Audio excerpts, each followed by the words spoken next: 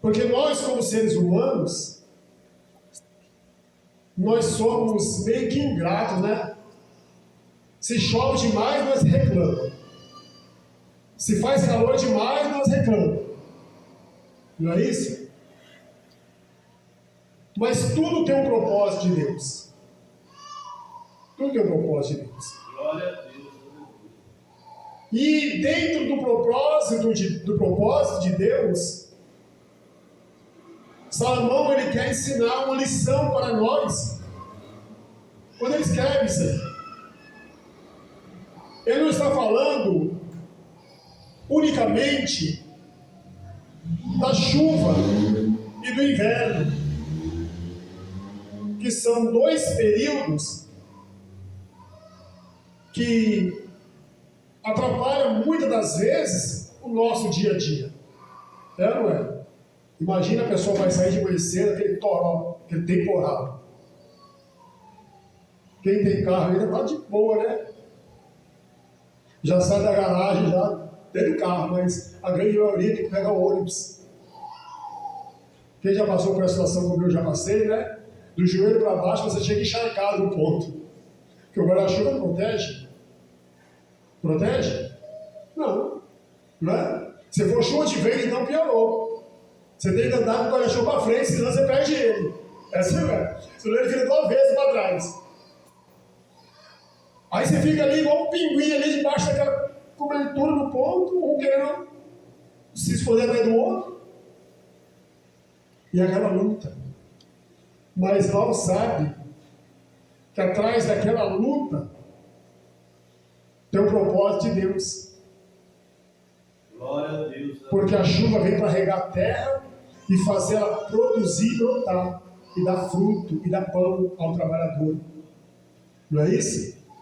Veja que quando há uma escassez de chuva, a primeira coisa que a Sabesp faz é começar a racionar a água para que não falte para todo mundo. Então, ela desliga num período mais curto do que quando está em época de chuva. Por quê? Porque as represas, na época de chuva, o nível da água sobe, não é isso? Eu lembro uma vez que demorou tanto tempo a chover, que a represa aqui em Nazaré, o negócio foi lá embaixo, não foi, irmão? A gente chegava aqui com a água aqui em cima, dava para você descer até ali embaixo, não tinha água, estava quase que... Então você veja que a chuva é algo bom para nós. Por mais que dificulte o homem no trabalho. Veja que por esses dias agora está chovendo bastante, está aparecendo muito problema. Tá ou não está? É um vazamento no telhado aqui, é um cano entupido ali. Essa semana mesmo eu já fui socorrer 4 pessoas. Cliente meu. Mas só aparece o problema na hora que vem a chuva. Porque depois que passa a chuva, esquece o problema. Não é isso? A maioria é assim. É como aquela pessoa que tem dor de dente. Ele só lembra que o dente está ruim quando o dente dói. Na hora que passa a dor, na hora que está doendo, ele fala, não, eu vou no dentista. Eu vou no dentista e eu vou no dentista. O dor está inflamado. Mas na hora que dá uma trégua, o que ele faz? Ele esquece de ir no dentista. E assim não é. O que Salomão está querendo ensinar aqui é que a chuva aqui, ela representa os dias maus. O que Salomão está querendo ensinar aqui, que os dias maus, ele vem para nos ensinar alguma coisa.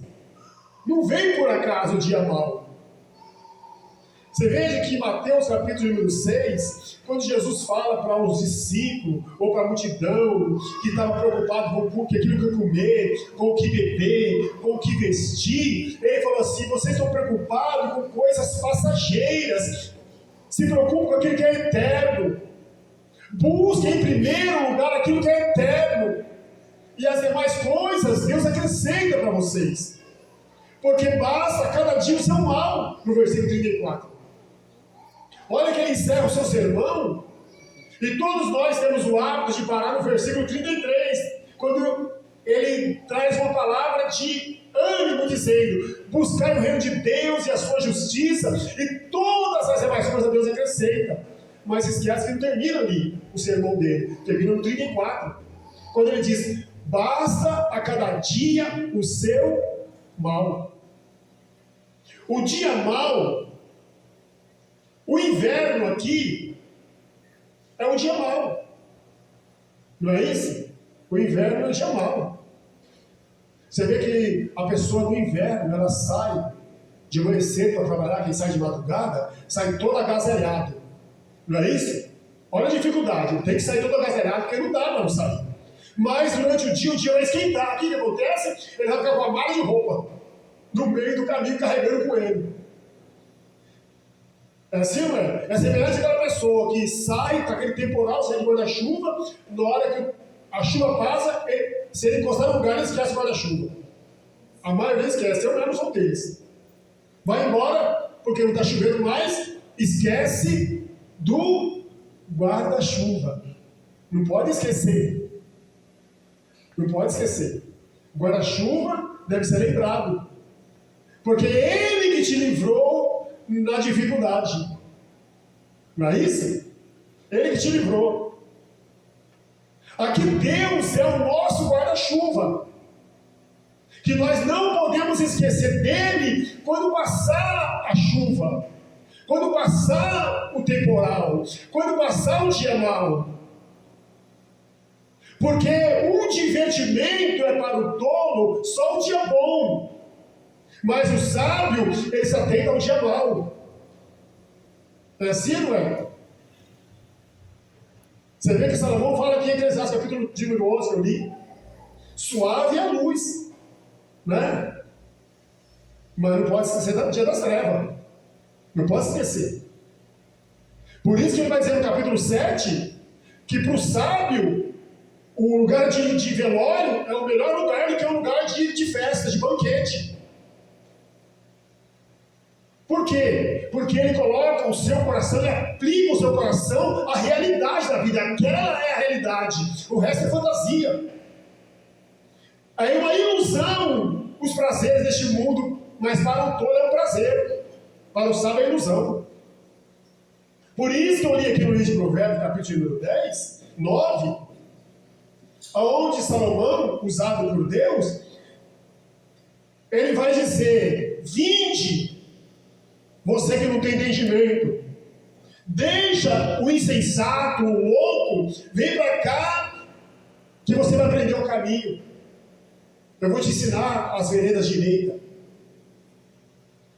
Olha que os dias maus, para o apóstolo Paulo, na segunda epístola aos Coríntios, no capítulo número 12, fez ele ter prazer nos dias maus.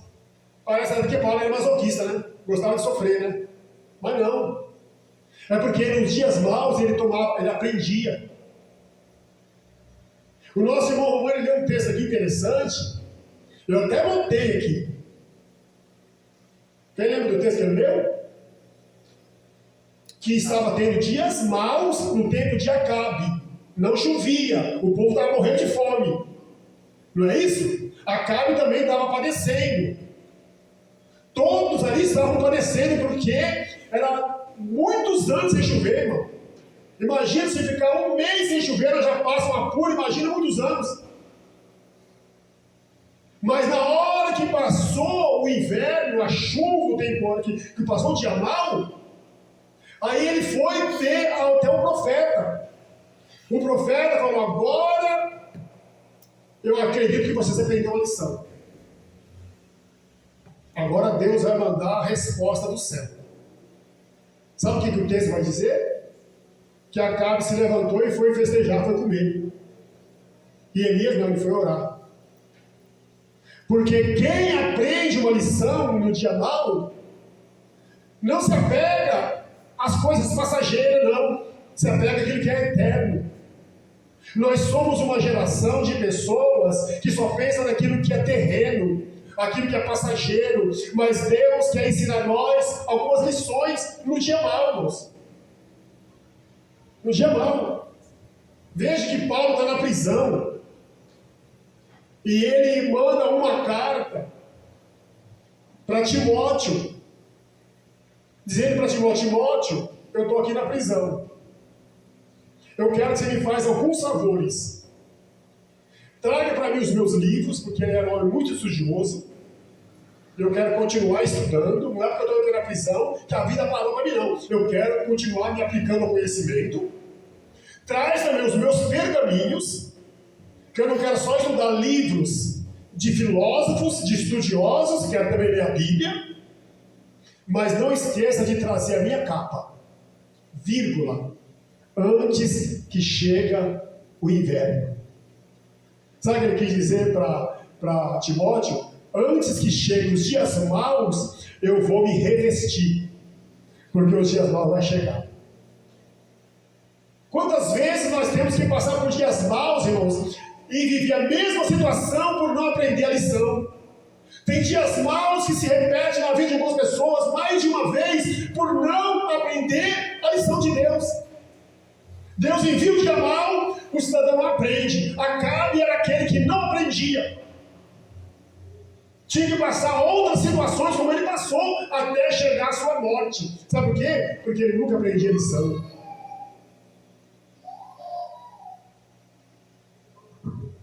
A Bíblia diz em Romanos capítulo 8, se me fala a memória, no verso 18, ainda foi o louvor que a nossa irmã louvou aqui, que todas as coisas contribuem para o bem daqueles que amam a Deus. Todas as coisas. Não é só o dia bom, o dia mau também contribui para ensinar alguma coisa. Veja que Salomão está dizendo que o dia mau ele veio para o homem entender o quão bom é a misericórdia de Deus quando a vitória chega. Tem um louvor que diz que a vitória ela está depois da muralha. Tem pessoas que querem pegar a vitória, mas não querem enfrentar as muralhas da vida. Tem pessoas que querem ter a vitória, mas não querem enfrentar os gigantes dessa vida. Não, eu tenho que enfrentar. Mas como que devemos fazer? Se revestir de toda a armadura de Deus para que possais suportar o dia mau. Porque o dia mau vem para todos. Por exemplo, será que os irmãos aqui estão aptos para cair no leito de enfermidade e atravessar sem perder a fé? Porque ninguém de nós está isento de acontecer conosco isso aí. Se Deus tem misericórdia de nós, qualquer um de nós estamos sujeitos a um leito de enfermidade. Estamos adotando. Então, nosso corpo humano é uma caixinha de surpresa, irmão. Eu estou muito bem obrigado aqui, você de repente do nada aparece uma dor, você vai lá, você está com uma situação complicada, e aí? A fé vai aonde? Vai amaldiçoar Deus e vai morrer? Ou vai falar, bendito seja o Senhor, porque Ele me deu e Ele tomou. Nu eu vim e nu eu vou voltar. Louvado seja o nome dEle, tudo é dEle. Será que nós estamos aptos a passar um dia mal, como passou o nosso irmão Jó? O nosso irmão aqui, João leu um texto de Jonas, que eles estavam vivendo dias bons. Os ninivitas, irmãos, estavam vivendo dias de farra, dias de alegria na carne. Estava ou não estava? Estava. Eles estavam comendo, bebendo, se prostituindo, dançando, fazendo farra, farreando. Mas vai chegar um dia mau para os ninivitas. Deus chama Jonas e fala, para eles que é um dia mau para eles.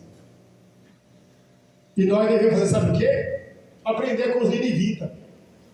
Quando eles ouviram falar que ia chegar um dia mau, eles pegaram o caminho da sabedoria. Eles foram buscar misericórdia em Deus.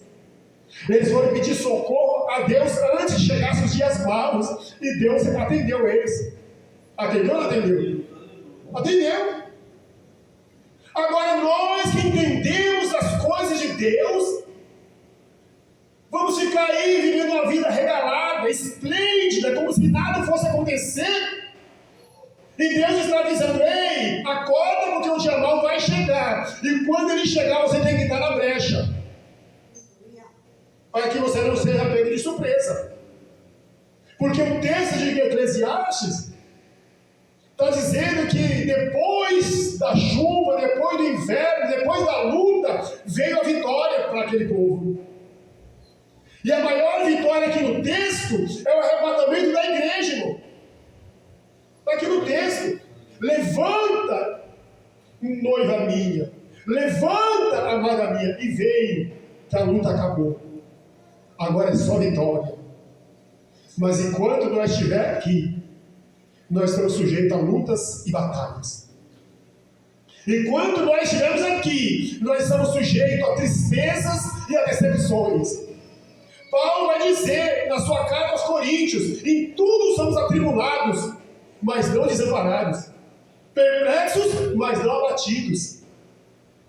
Por quê? Porque Deus está conosco. Glória a Deus. Deus está conosco. Luta vem para o ímpio e vem para o crente. A diferença é que o crente está no caminho da vitória, está no caminho da salvação, está andando com Jesus, e Jesus, onde ele chega, ele resolve o negócio. Não tem causa impossível que ele não possa fazer. Mas tem pessoas que dá para ele o ombro rebelde e vai curtir, vai divertir. E o texto vai dizer que é um divertimento para o tolo praticar iniquidade, cometer loucura, fazer aquilo que não agrada a Deus. Mas para o sábio, o bom é mesmo alcançar entendimento. Glória a Deus, aleluia. Quem é simples, volta para aqui. Provérbios capítulo 9, versículo 16. E aos falta de entendimento, diz o Senhor, as águas roubadas são doces, e o pão comido às escondidas é suave. Mas no final, vai morar nas profundezas do inferno. Quem quer viver uma vida de qualquer maneira, sem o temor de Deus, sem respeitar os princípios de Deus, vive uma vida fácil hoje. Por isso que as igrejas por aí, muitas, estão cheias. Sabe por quê? Porque oferece um evangelho barato, um evangelho que não tem preço. Pode chegar, vem como está e continua do meu jeito, não tem mudança de vida. Não é isso? Não tem mudança.